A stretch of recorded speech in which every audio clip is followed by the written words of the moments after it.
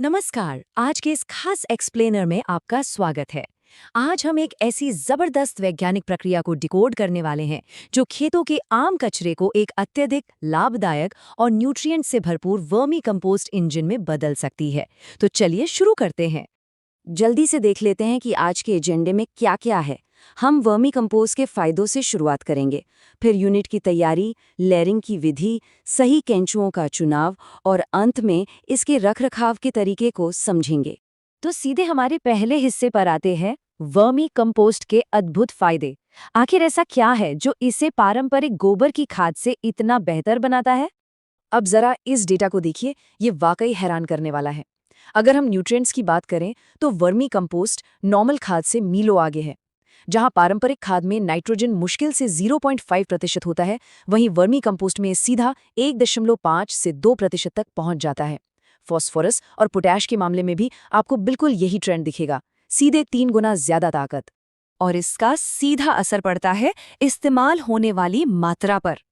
1 बीघा जमीन के लिए आमतौर पर 18 से 20 क्विंटल नॉर्मल खाद की जरूरत पड़ती है ना? लेकिन अगर आप वर्मी कंपोस्ट का इस्तेमाल करते हैं तो सिर्फ 6 क्विंटल काफी है, यानी सीधे सीधे 1/3 मात्रा। इस चार्ट से पूरी पिक्चर एकदम क्लियर हो जाती है। जरा सोचिए, जिस 18-20 क्विंटल खाद से आप सिर्फ 1 बीघा जमीन को कवर कर पा रहे थे, उतनी ही मात्रा में अगर आपके पास वर्मी कंपोस्ट हो तो आप पूरे 3 बीघा खेत को फर्टिलाइज कर सकते हैं। ये अपने आप में एक बहुत बड़ा इकोनॉमिक एडवांटेज है।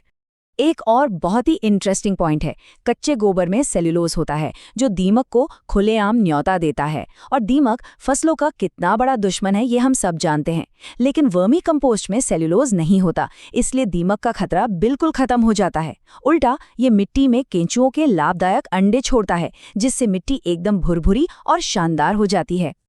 तो फायदे तो हमने देख लिए, अब बढ़ते हैं दूसरे चरण पर। इस कंपोस्ट यूनिट को सही तरीके से तैयार कैसे किया जाए।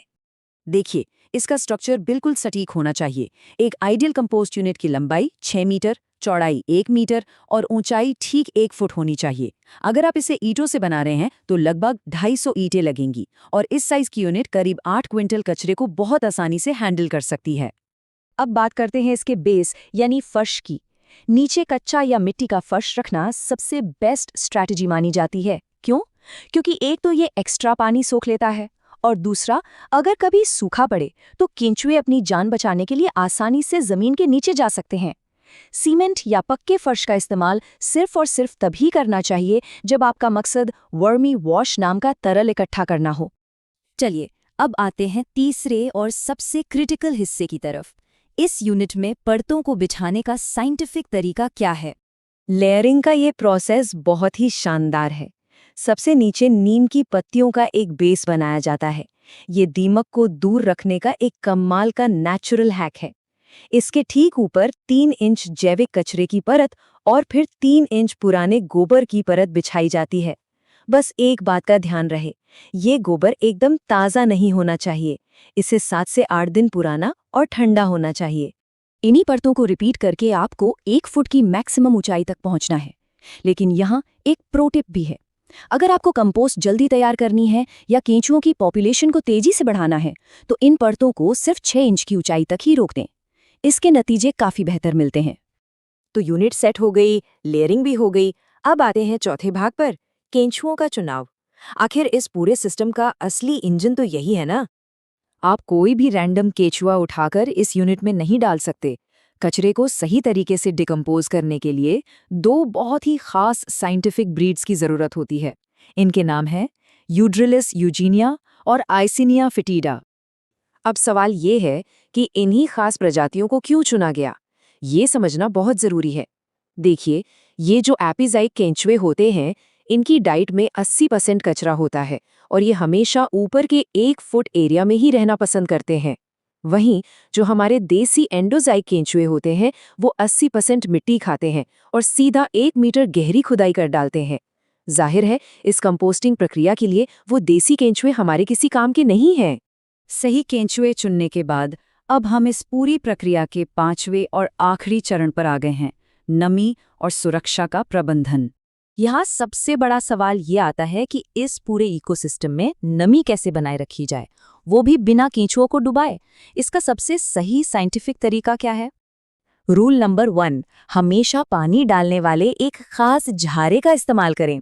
एक बार में आपको करीब 15 लीटर पानी का एक समान छिड़काव करना है। बाल्टी से पानी तो बिल्कुल नहीं डालना है, क्योंकि अगर पानी एक जगह इकट्ठा हो गया तो सब गड़बड़ हो जाएगी। झारे का इस्तेमाल करने से नमी पूरे बेड पर एकदम बराबर बनी रहती है। और फाइनली, जब केचुए अंदर सेटल हो जाएं और आप पानी छिड़क दें, तो सबसे ऊपर कचरे की एक 3 इंच की परत और बिछा दें। ये एक प्रोटेक्टिव लेयर का काम करती है।